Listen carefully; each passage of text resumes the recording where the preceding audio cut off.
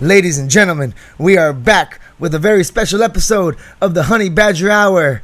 Today, with our special guest, the champ is back.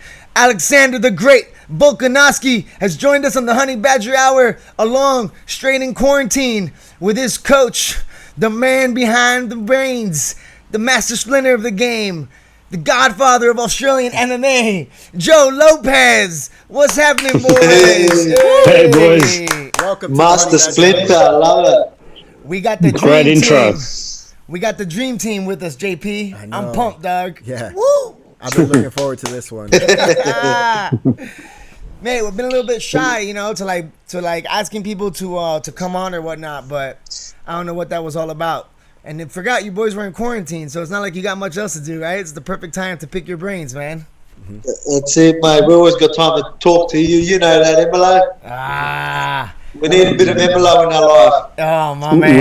We do. In between torturing sessions over here, yeah, well, we can always have a little bit of time for the Honey Badger. So You've been Joe, watching us get into each other. The torture we're putting each other through. I love it. You can make a TV show on that alone. It could be just the Joe and Alex show, just stuck in quarantine together, you know? Whoever walks out alive first lives. Yeah. You know how I wanted to do my own cooking show? Yeah. And then I was going to do that little segment with Joe, me stirring, Joe, I just call it stirring the pot. Yeah. On my cooking show. And we can have Joe with like a big pot, like a big pot of stew and a big like fork, and you can have your hand in there. Oh, he knows how to press my buttons. So much. Speaking of pressing buttons, there's so much. Oh man, boys, let's get started, man. So you guys are in lockdown, Australia. Things are crazy, man. How long had it been since you've seen each other before you got the notice for the fight? Well, we'll still, because I just do live sessions on the gym page. So we'll still see. He was working on the gym, and I was just doing like the live sessions and things like that. So we'll see each other a fair bit, but just the contact training wasn't happening until about 6 weeks out from the fight, when we found out exactly when we were going to get that fight, and that's when we were like, oh shit, let's get this exemption so we could train. Got all the boys in, and got the camp rolling. Hey, speaking of the camp, Big Joe, I want to know when's the seminar. I want to know when the Lopez brothers seminar comes up. The Lopez wrestling seminar. Yeah. Do you want to book a place, do you, Emily? I would like to book. I've always got a spot for you, brother. I'd like to book 2 reservations for the upcoming. Because I want to. Yo, Alex, man, wrestling looked the best it's ever been, man. Took our man down 3 times, bro. And I remember the last time he's got taken down.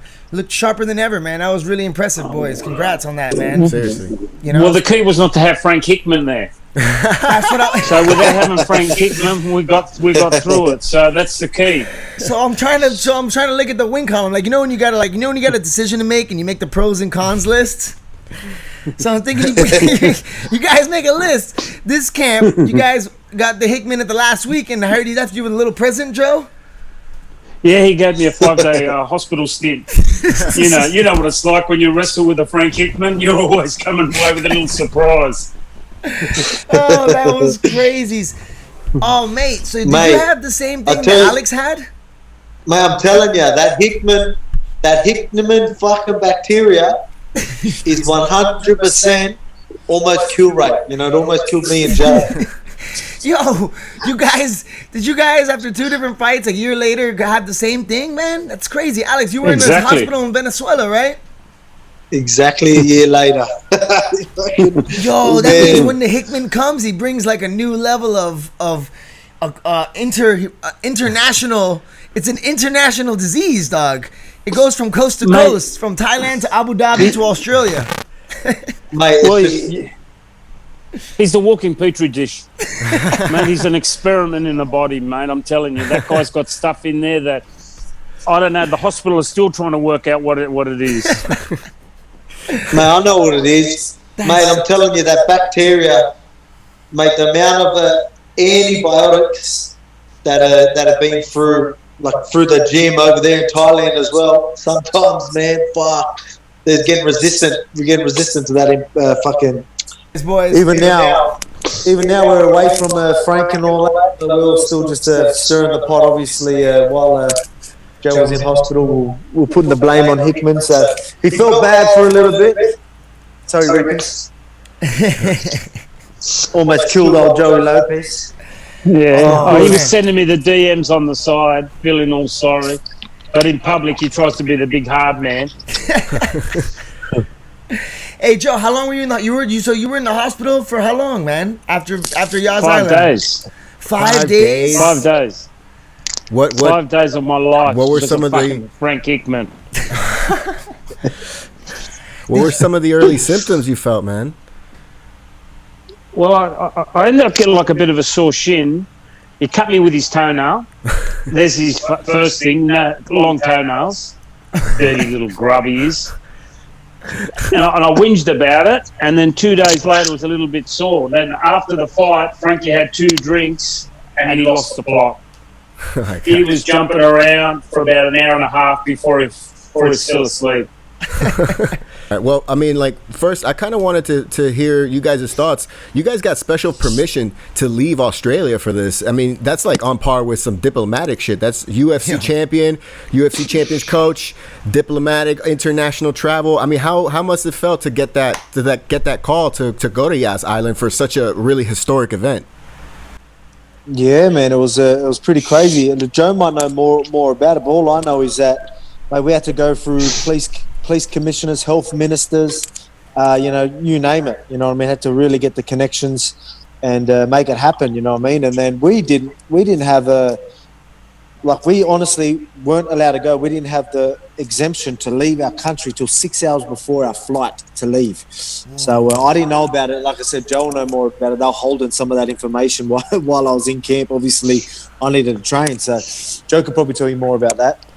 Yeah, it was pretty crazy because the first thing we needed to do was get an exemption so we could train full contact, because at that stage, the gyms were all closed. So our mate Luby, one of our managers there, went out and he got the ball rolling and we got the exemption. Then I had to get the training camp together, which was, see which guys would be willing to come down and spend a few weeks with us. So we ended up getting like one of the cabins down near where we live, because we live in a pretty like a holiday spot. So the boys moved down to the cabin. We got some good boys together, and that was the start of the camp. Then we had to sort of get some legislation and stuff for us to get out and back into the country. So it's been nothing's been easy for the whole camp. It's been there's been a lot of hurdles and a lot of stressful days, not knowing what was going to happen. But we just kept Alex out of that and just went through it. Wow, that's crazy, man. That's super impressive. And then shout out to Lubia. Luby, yeah. Luby. Shout out to Luby. Ruby. Yeah. Yeah, no, everyone forgets about poor Luby, but he's sitting there at home in his little shell. If he gets too loud, I slap him a couple of times, put him back into line. But yeah, he's doing a good job. Just when you gave him a compliment, you had to just knock him back down, didn't you? That's my style. I couldn't let him take the platform for too long. I had to bring him back down. Oh man, hey, so when you guys welcome to my world, boys. Yeah. Hey, so when you guys left Australia, did you have to do anything particular? How was the airports like? It must have been crazy. Was anybody flying? Were you like the only people flying out of Australia, or is there anything going on at the airports? No, there was people flying. But I mean, we had to, again, the hurdles we had to get through. We were doing COVID tests every week. All of us that was training with me, we had our own bubble of training partners. So we all had to do COVID tests. We had to obviously temperature checks every day and every session. And then once we got there, I had to do a whole heap of things. And man, it was a heap of protocols, like the whole way through, even all the way to the fight. And what am I talking about? Even till now, like I'm still in quarantine and doing all that. So obviously, we were sort of aware of all these things we'll have to do. So it's not too bad. But yeah, man, it was a crazy process. But considering the shit that needed to be done, it actually, everyone done such a great job. As Joe was saying, Luby got the ball rolling. I didn't really have to stress about nothing. The boys sorted that out, Joe and Luby and all the boys. And then again, even on the way back, there was difficulties for me to even leave Abu Dhabi and come back into Australia. I didn't know about that. You know what I mean? Just things like that. So yeah, they done a great job. But you know, it's the government's now, putting man. all these restrictions. You know, like they're only allowing 350 people back into Australia per day. So yeah, we had to sort of jump a queue to get back in here when we did. You know, otherwise we would have been stuck there like old Frankie's still stuck in Abu Dhabi. Oh man, yeah. For another 13 days. Fuck, you guys must be cheering down there at Tiger, not having Frankie there. You've been clean It's though. like having a Yeah. You've holiday. been pretty clean, man. It's, Staff free for the last Yeah, couple of weeks. I've got my longest streak without staff. So so where are we right now? What day is it right now for you guys? How many more days to go in quarantine in Australia right now? We're out tomorrow. Oh, sure. We've got the blue band, look. oi. We've got a band. And you're not allowed We're outside? out. Are you guys not even allowed outside? Or I saw you on the balcony. You can go on the balcony, hit some pads, right? But you can't leave your door area? No. We've got a security guard on our level, and we can't leave. Things can get brought up, but now we can't leave. I think in New Zealand that they've got like an outdoor area where they can train, but here because we're in the city, there's nothing here. So you know we're stuck in our room. At least we've got balconies and we've got we've been looked after. We've got a penthouse, so we've got our own rooms. We've got big kitchen. Yeah, it's actually a top spot. I couldn't fault it. You know, overlooking Darling Harbour. Actually, on each side of that you look out, we've got ocean here. You know, you can see it. So it's a good spot. Oh, man. And you guys, you haven't been able to see your families this whole time? Nah. Just on FaceTime and stuff? That's crazy. Yeah. Wow. Yeah, my family's pretty happy about it, actually. They're trying to get me another 10 days. They're going to ask for an extendo. Yeah, They're right. going to ask for an extension like in Thailand. They're going to do the 30-day immigration extension, 1,200 baht. So, Yeah. they're going to pay. They're like, who do we got to pay to keep them in there? Yeah, man, we're out tomorrow. So we've got the family coming up because I got to do a heap of media and things on the Tuesday. So we leave tomorrow, which is Monday, but the Tuesday we got media, so we had to come back up. So we just, the UFC is just organising a room for our families and ourselves. So the family will be coming up, and then we just got to do media, do a heap, like even because of the health minister and all that helped us with getting all this happening. Like we're actually doing a whole heap of media with them, having breakfast with them. So it's pretty cool. But I mean, at least the family will be up tomorrow. Yeah, man. Okay. And then, do they have to drive? Everybody in Australia can domestically, can they fly, or they got to drive? It's only an hour's drive from where we live, so nice. it's not that far. And when you But yeah, guys, things are quiet, you know. when you guys brought in the other athletes, all the other guys from Australia, right? Were they able to fly, or they all drove too? They had to be in from New South Wales, so everyone was around Sydney. Oh, So everyone was Apart from New Brenton. South Wales. No, well, Brenton was still New South Wales, so he got a flight. Yeah. But he was inside our borders, so it was okay. So he's so we had 7 guys all come in, stay in cabins near the gym, and just pretty much do the whole camp with us. So it was some really good fighters too, some of the best in Australia. So you've got guys like, I'll name them all, just to give them a shout out and say thanks. Jamie Malaki, nice. Blake O'Donnelly, Joshua Coolabau, Trent.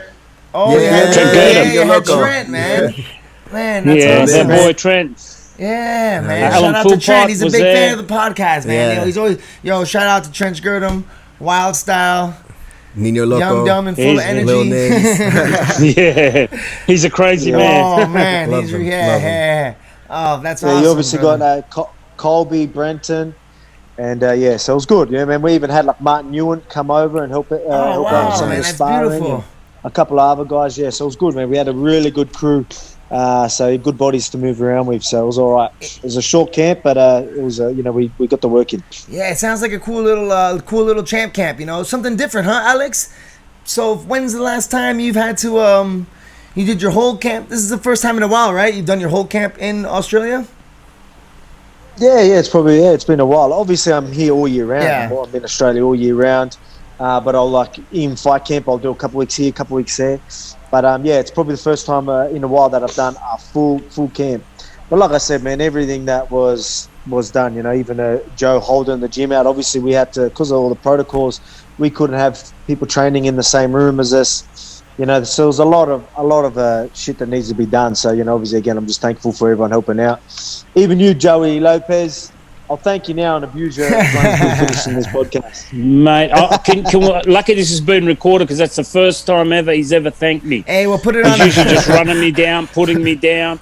You know, that's his style. We'll clip this and send it to you. He likes to play the nice guy on camera. He likes to play the nice guy to the media, but, you know, his true colours, he's a real prick. I can honestly say that. You know what? Look, there's truth to what he's saying. But they don't. Everyone's got to realise that I only do it to Joe. It's okay. Trust me, it's okay. Well, like I say, every time I beat up on him a little bit, or every time I abuse him, I'm taking that little bit of evil out of the world every time I do it. Every time we hold pads and he wears a big belly pad and I just sink punches straight through.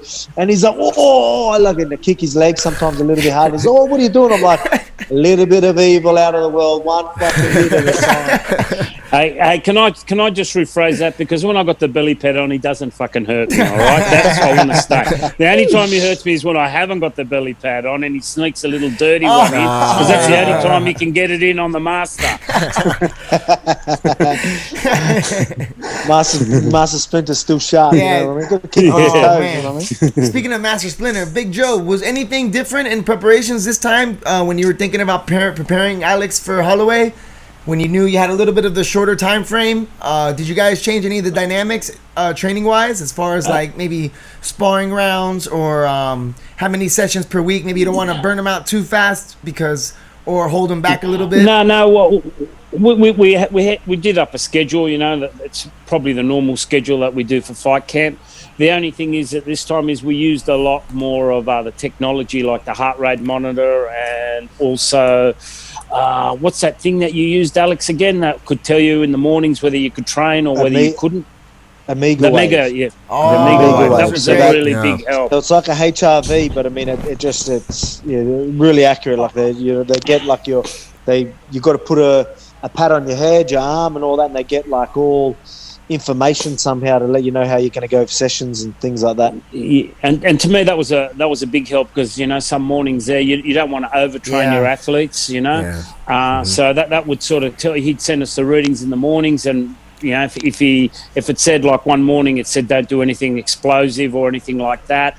It said do wrestling, you know. So we actually, you know, changed the schedule around for Alex to do the wrestling that morning. So as a tool for a coach, that was really it was really good. The hardest thing was trying to get Alex to send us the information. I had to punch it into him like a computer. Oh, so Alex, is this your first time using? Is this the first time checking your heart rate like this and using one of these in the camp?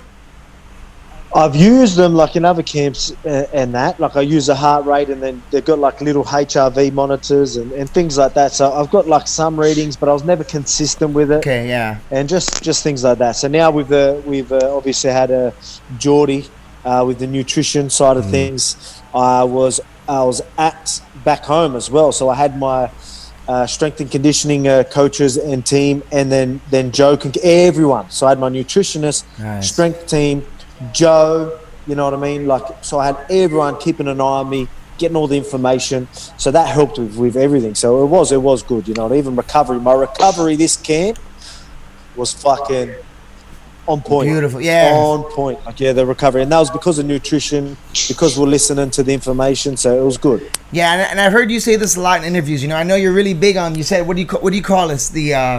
You're really big on the 1 percentages, right? You said you add up all the percentages. That's what makes a difference at the end of the day. And now when I hear you speaking about the preparations for the camp and what you and Joe put together, then you can really see how it plays out in the fight. You know, when you see that world class cardio, you know, see you're wrestling in the third, fourth, fifth rounds, and the way you're able to keep that pressure. And then you guys were talking about you have to make this makeshift camp, but you looked as good as you've ever looked, you know. So it just goes to show that all those 1%, man. You know, this really adds up for you guys. That's the difference. Yeah, exactly right, mate. 1% is big. If I didn't do them 1%ers, would I have come back and took that fight? Yeah. You know what I mean?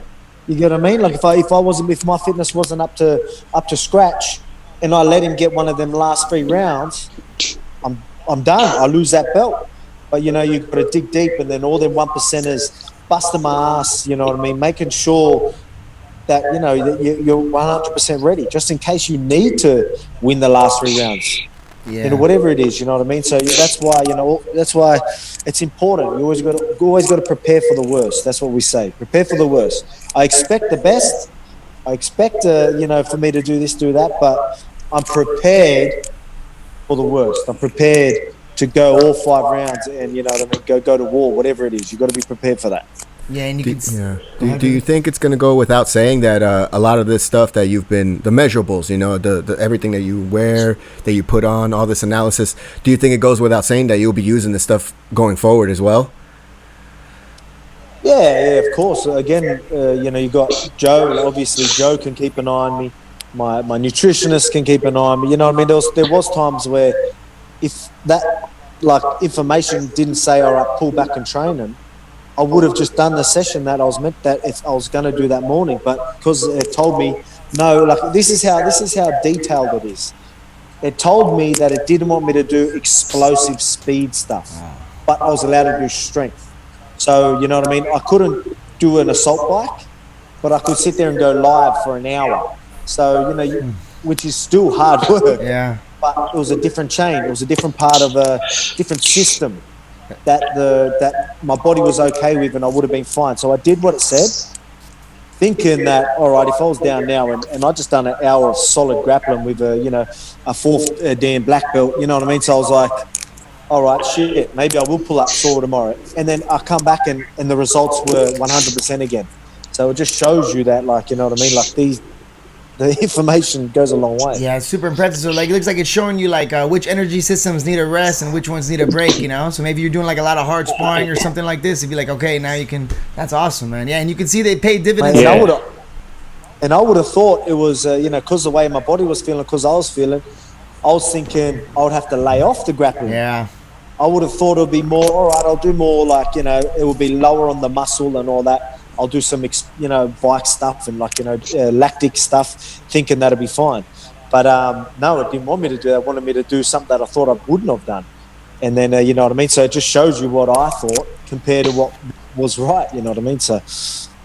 Wow. So yeah, and it did play a big part in the whole camp. Alex being at home and having the strength and conditioning and the rehab and all those guys just at hand that know him, and then Geordie on the back foot there. So the guys at Baymed, Geordie, and the mega wave and all that really made for Alex's body not to be broken down like it has been at other camps, where he's overtrained. And, like I always say to everyone, overtraining is worse than undertraining, and this camp we just kept it, even though it was short, it was a good short camp, Yeah, sometimes maybe it's good for the body that you have that long amount of time, and it's just you want to keep going, we want to keep pushing until it's fight day. And sometimes when you don't have that time to keep pushing, because a lot of times in camp, how we get ready pretty early, or Volk, 3-4 weeks in, you're saying, I'm ready to fight now, shit, and then you go another 6 weeks that you got to go through it, so you got to kind of pick your moments, huh?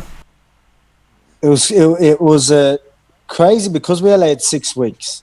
So we had 6 weeks, and you would think that you're going to try and fit in more in that 6 weeks. You get what I mean? Yeah. You're going to try and fit in more, but we didn't.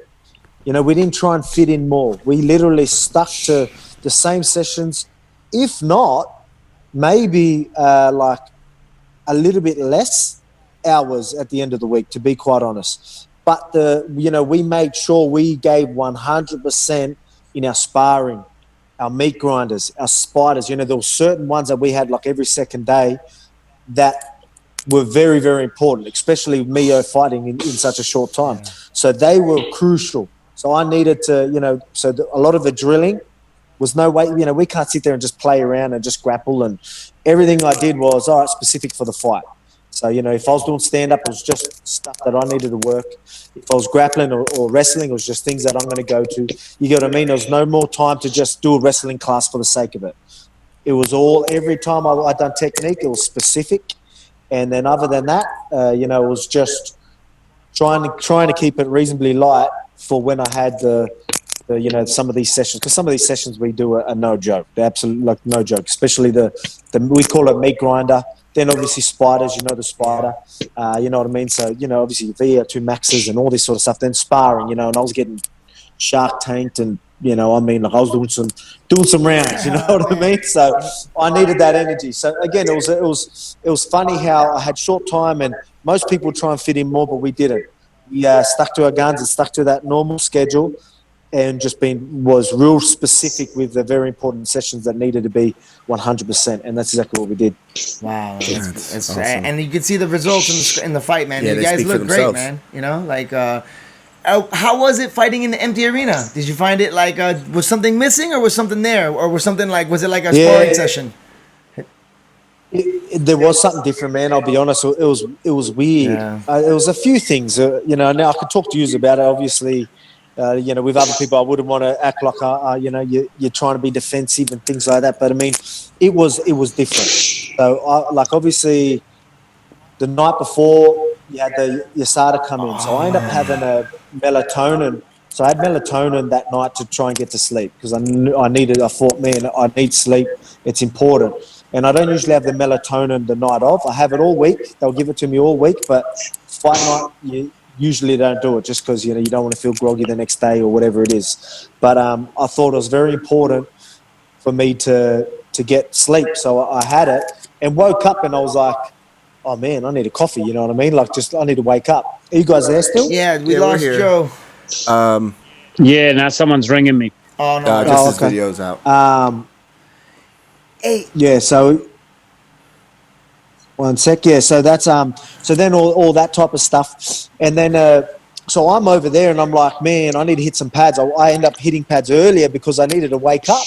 So I'm sitting there, I'm like, man, let's hit some pads now. I just want to sort of get myself in the zone and just sort of give myself a bit of energy.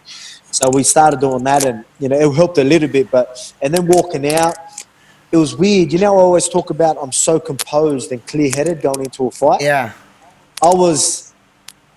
Like, you couldn't be any more clearer. You couldn't be any more composed. But it was like I was that level that I needed like a bit of adrenaline rush. I needed a bit of it was weird, man. I was even saying to the boys as I'm walking out, I go, look, boys, I'm really, really clear. You can tell me anything, I'm going to hear. You know what I mean? That's how clear I am right now.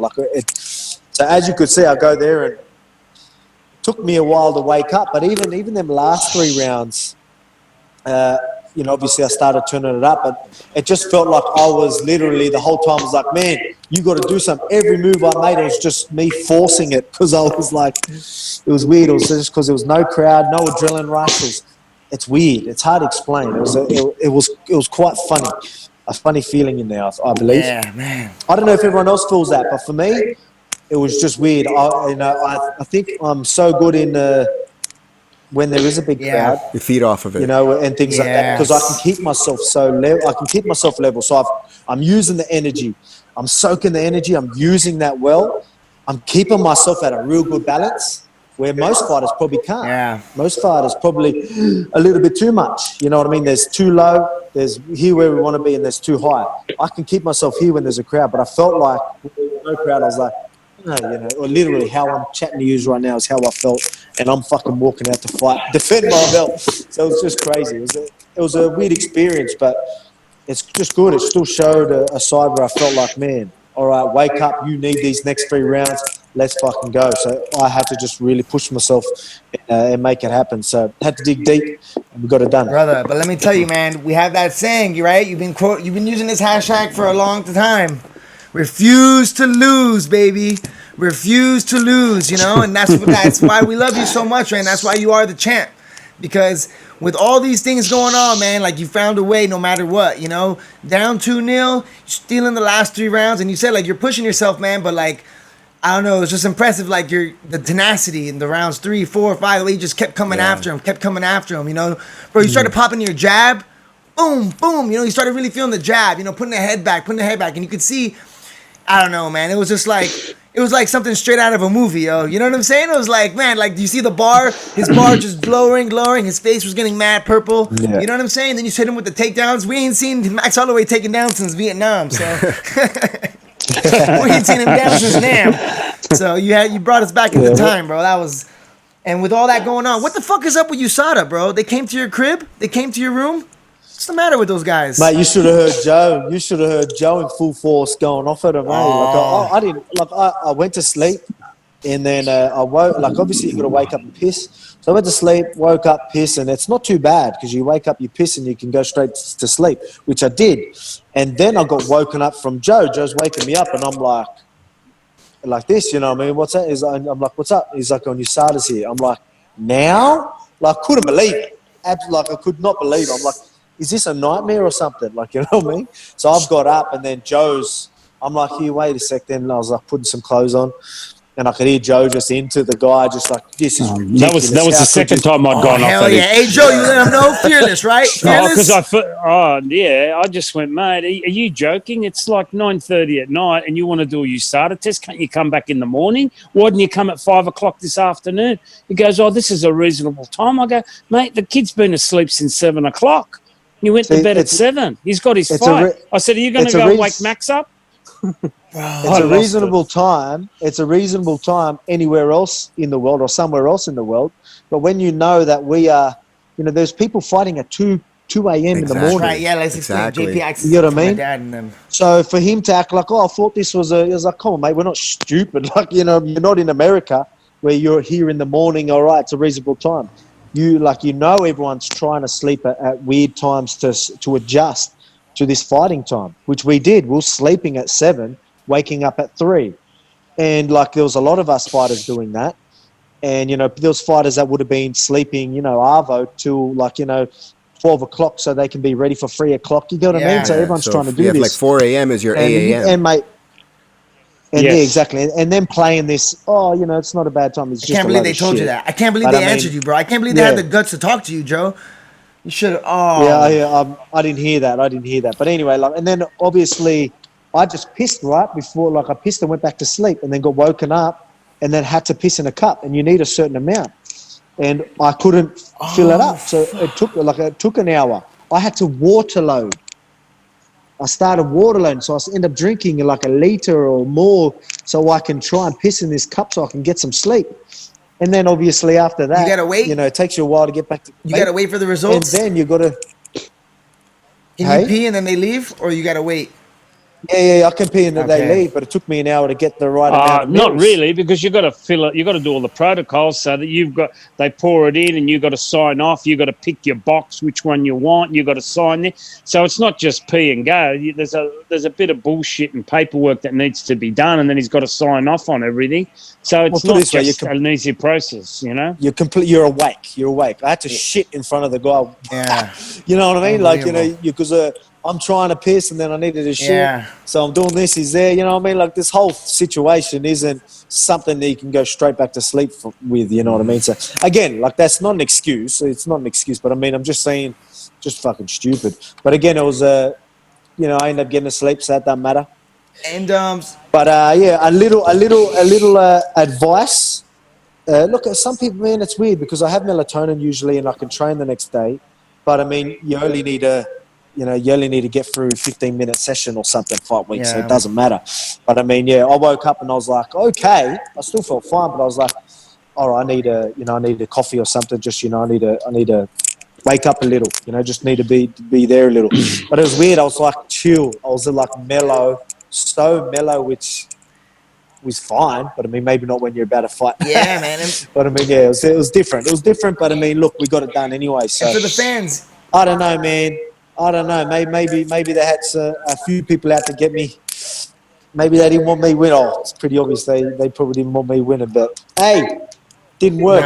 Nah. They tried. They throw everything they could. They threw the whole house at you. They threw everything but the kitchen sink. Mate, biased comment. I can go all day. Biased commentary. Fake stats. Well, not fake stats. Obviously, it was probably an accident. But them stats, the live stats were so wrong. I can't believe what's the point of even doing live stats if you're going to be so wrong? They were literally 10 wrong on each set, so 20 strikes wrong in that third round, which was a pretty, again, whether they're doing this on purpose, I don't know. Yeah. I wouldn't say this to anyone else, but using my voice. No, no worries, mate. And it's and it's the thing is too. It's like I don't know if the stat guys are listening to the commentators or what. Because it's almost like the stats are gonna put to whatever they want you to say, whatever they want to say. But Yeah, 100%. it's crazy, man. I heard. Yeah, I saw the post fight. The stats were there was always different numbers coming out, and the later the fight was over, the longer after the fight, the more the stats changed. You know, it's kind of ironic, a little bit funny. You know. Yeah, so that's why the official stats come out, and obviously they're the ones that you go off. So when when you're studying fighters and all this type of stuff, or you study your rematch, these are the stats you look at, the ones that come after the fight, because they're accurate, and they clearly showed a different.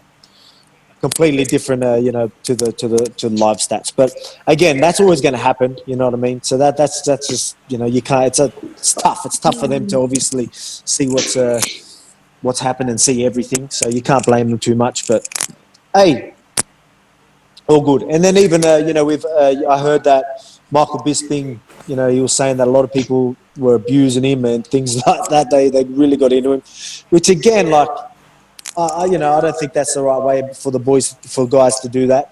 Because again, like even if there's a good chance that he didn't do it on purpose. It was just again, it's his opinion. He's writing this. Look, let's remember Max Holloway turned it on. Them first 2 rounds he was turning it on, and then you've got that in your head, that whole narrative, and then you just can't really get over that.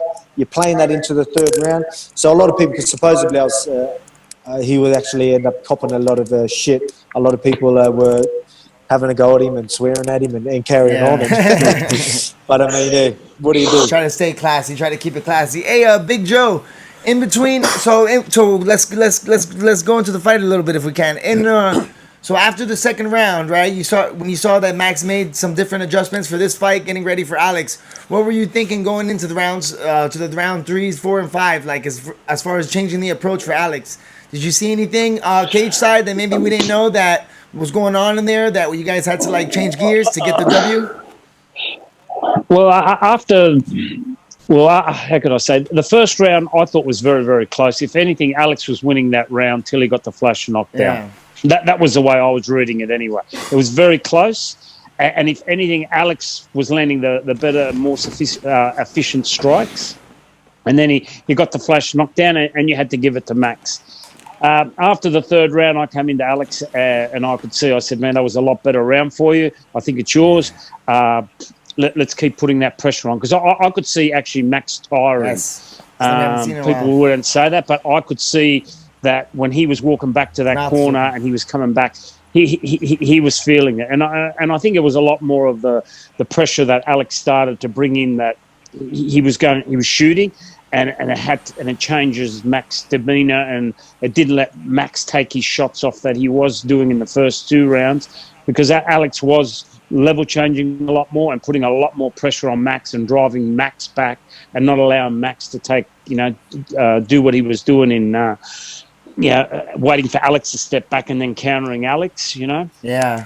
And that's what I seen as the big change. Alex putting the more pressure and looking for the takedowns. And any of you guys that have sparred Alex, when Alex starts bringing the takedowns into his game, it just changes your game automatically. You have to change. Yeah, it does. Yeah, that was awesome, man. So then, after the fight, man, what'd you guys do? What'd you guys get to eat? Anything? How are you feeling? All good? No injuries, Alex? Feeling all right? Smooth? Yeah, well, just my leg. My left leg. My left leg was pretty busted up. Just obviously with kicking it and all that. That always happens after the fight, so you need a good week of recovery for that. But other than that, man, it was all good. Left thumb, a little bit sore, but that'll be good. I'm already punching with it, so it's all good. But I mean, it wasn't too bad. Straight after the fight, we ended up having a few beers back at the hotel. We ended up going to the hotel. There's a restaurant there, but we had a few drinks and all that, and it was good fun. We had to go to the airport that night. Oh, really? We fought in the morning, and then we had to be at the airport that night. So we didn't really get to go crazy, but we had a few hours of drinking, and it was good fun though. The boys had a good laugh. Frank was in some fine form, so that's when. Oh wow, that's right. Hey, was that the earliest you ever fought, Alex? When you guys fight in Australia, what time do you usually fight? Like about 12, 1 o'clock? Yeah, that's probably when we're in Perth. Actually, Perth was pretty early as well. Okay. So I Yeah, would but have thought Brazil was bad. We fought at 3 a.m., so that was probably the worst one we had to do. yeah. But in saying that, we just stayed up later for that. So we did. So it was like instead of waking up and then fighting, we had to just stay awake until we fought. You know what I mean for Brazil. So there's we've done a few, different times. You know what I mean. So it's all right, man. As long as you just try and stay to even though it might be nighttime there or something like that or whatever. Like it might be 3 a.m. I try and make it as if it's 8 a.m. You get what I mean? So I'll sleep at 4, whatever it is, and then like just things like that. You just got to make adjustments, whichever way you can.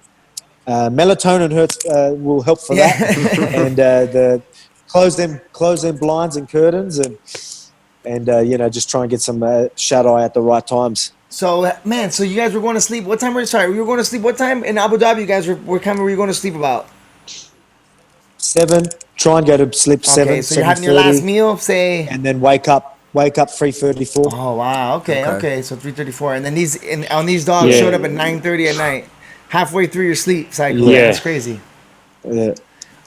Yeah, exactly. Because we were trying to get a couple of meals in before we actually fought. So that was our philosophy behind getting up early, so we'd eat, and get the body just used to like we're at home, the same sort of deal, So that's why we'd all get up, have a coffee. Alex would have his meals prepared. He'd have something to eat, and just be, then we train at the same time that we were going to fight, and we just keep that same schedule. But we do that every fight, like those little 1% of things. So that's just another 1% of the puzzle that we stick to, The 1%, baby. Yeah. Hey, those all add up in fight day. Look, with all this craziness, man, you guys came, you saw, you conquered, and still, baby, refused to lose. Man, when they and still. It was like empty quiet, huh? When you scream, it was like a bar, like and then there's nothing, huh? Just an echo, right? That's what I mean. Wild, man. Just everything was like it was definitely different, like you know what I mean. But yeah, it was just weird, like really weird. Like I was sitting there, like I said, I was in the cage. Max is across the octagon from me.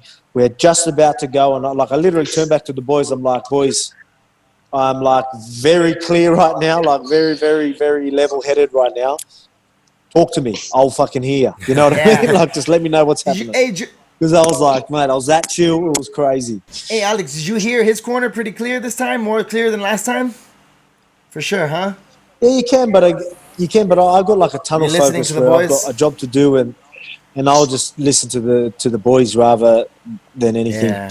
You know what I mean? Yeah, man, that was awesome, guys. And their corners were speaking in code the same as we do, so it's hard to understand what anybody's doing. Yeah, they had code, huh? So I mean, any good corner's got their code. You know what I mean? You're not going to say leg kick him. Did you say Lolo? Did anybody say hit him with the Lolo? That's Brad. Yes. Hey, you know what's funny? It's funny you say this. I cornered Ali Muhammad in one championship for the One Warrior series, and they fight in a studio audience. And it's kind of like, it's not like that, but it's like it's empty. They just fight in like a little ring, and then when I was scoring, I was like, hit him with the Lolo, and he stopped in the middle of the fight, and he's like, what's the Lolo? So I was like, oh shit, I forgot. This was on TV, this was live, it was awesome to watch. Mate, that's where we get the Lolo from Emilio.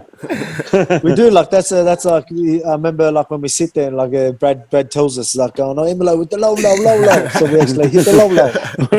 We had the Lolo happening. Man, that's my claim to fame right there. The Lola was on, heard live on TV in front of everybody. The whole world watched that, man. To see you guys as a household name, seriously, it's so exciting, man. It fills my heart. Australia must be so proud.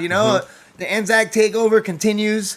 The boys ain't having it, man. Like it's gonna be a problem because it's only the situation. I can imagine for you boys, the training situation is only gonna get better. We're only gonna get more comfortable in Abu Dhabi. So it's like, man, they had one chance and they lost it, boys. I feel like the reign of terror continues for another long may he reign, my brother. I tell you, man, that was awesome, bro. That's it. Yeah. The great reign The great continues. rain. That's the one. That's the one. Still the only one. That's his new That's it. catchphrase. What's happening? That's it. We're Yeah, sticking the with great it. rain. That's a great one, man. So, how's Australia, boys? How you guys looking? Is the COVID getting better? You guys gonna Joe? How's the gym and everything? Yeah, the gym's good. Look, we were doing really, really well with the COVID in Australia. We just had it beat. We had nothing community based. And then in our southern state, one of our states in Victoria, the security guards decided to jump in with the COVID girls and do their thing and have a bit of sex. And then they spread it out to the community, and now Victoria's been shut down. They had yesterday nearly 500 new cases and 10 deaths. Like, Whoa. it is in like a pandemic down in that southern state now. It's worse than when it first started. We never had it this bad till these security guards went and pushed it out into the community down there. way. And they sort of brought it up to where we are. But I think in our state, they're controlling it a bit. I think they've only had 10 new cases or 16 new cases today, which, yeah, is still bad. But considering we didn't have a new case for 90-something days, and now these guys have brought it out. We've got the second wave, which is way worse than the first wave, way worse. No. Because the only cases we were getting was people coming back into Australia, and they were in quarantine. And now these security guards have really messed it up for the whole country, because we were going to open up between Australia and New Zealand, which I don't know if is a good thing or a bad thing to be with those bloody Kiwis. But I hate that word there. Oh man, and I just want to put that out there. hey, but how's the gym? So the gym's still closed? Or you guys can have classes with social distancing or anything? No. Our gyms are all open and ready. Our gym's opened on the 1st of July, so we could do full contact training. But in Victoria, everything's going to close down, lockdown. I think they're going back to complete lockdown next week, because nothing's getting any better there. So they're going into full lockdown again, which is a shame, considering we didn't have any cases for nearly 3 months. And then these guys just let it out of the bag. And now, man, some guys should be some guys' head should be chopped on the block there for that. It's ruined our country, Some people need to keep their dick in their pants, eh? It's like a disease in itself. Hey, Alex, and what about the girls? What about for your girls, man? Can they go to school, or how does that working? Yeah, school's still going. So the kids can go to school for you too, Joe? Yeah. Everybody can go to school, though? Yeah. Normal? Yeah. Like our state's pretty good. The only thing is, we've got to have social distancing, and the bars and restaurants and that have got limits on their numbers. And so we still got some restrictions, but, we're very... Like I said, we nearly had this beat, They're sort of pulling everything back now, more on funerals and family gatherings and stuff like that. So, yeah. But and I mean, if you go to a bar or a restaurant now, you've got to sign in or have an app on your phone to click yourself in. So if it does break out, they can the police can get on top of it and shut it down quickly. Yeah, trace it back to you guys, or let everybody know. Yeah, exactly. We gotta sign in Thailand too. Yeah. We gotta put our names everywhere we go. So but I have a different name. I put an alias. I put John Doe everywhere I go. But then I got scared when I was in Thailand. I got scared that the people would know that I was making a fake name because it was saying John Doe. So I put John Dosen so they wouldn't know, to trick them. So on the streets, because I was like, "Yo, John Doe," and I got paranoid. I was like, "Oh no!" Like, if Thai people know English slang for a regular name as John Doe, so then I put the son at the end. But anyway, so when George sees me, he calls me "Yo, Dosen." Anyways, boys. Is there anything else you guys want to plug before we let you go, man? We've taken up enough of your time. You guys are in your last sleep of quarantine. Mm-hmm. You got a big day tomorrow. I'll let you get some rest. You know what I mean? But I know for me and JP's part. Well, to me, it's like being released from prison. After being all this time with Alex, he gets me. He baits me. And I don't know, he's got the phone there, and he gets me in full flight. He's good at it. He's good. What do you mean? I don't even... He knows the camera's there, and he still can't help himself but be abusive. So I can just have a plain as day, just have a camera, be like, "What'd you say, Joe?" It's like, fuck.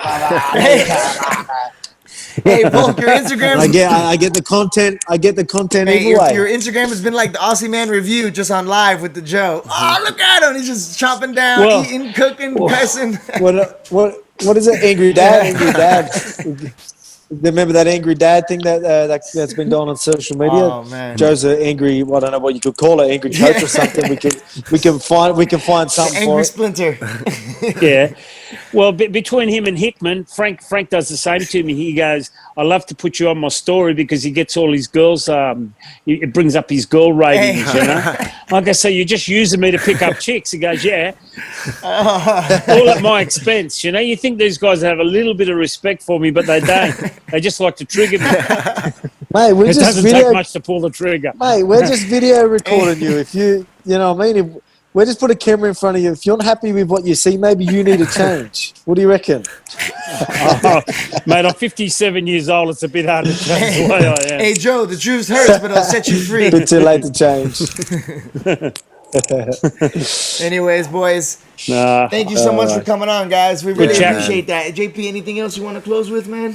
Man, just thank you so much for coming on, especially during quarantine, and have fun tomorrow getting Yeah. out of jail. Yeah, man, we out. Hey, boys, and still, And baby. still. And Yeah, still. still, Refuse to yeah. lose, baby. Refuse to lose. It ain't going to That's happen. right. Not on our watch. Long may he reign, my That's brother. it. Hell yeah, boys. The great reign Great reign continues, baby.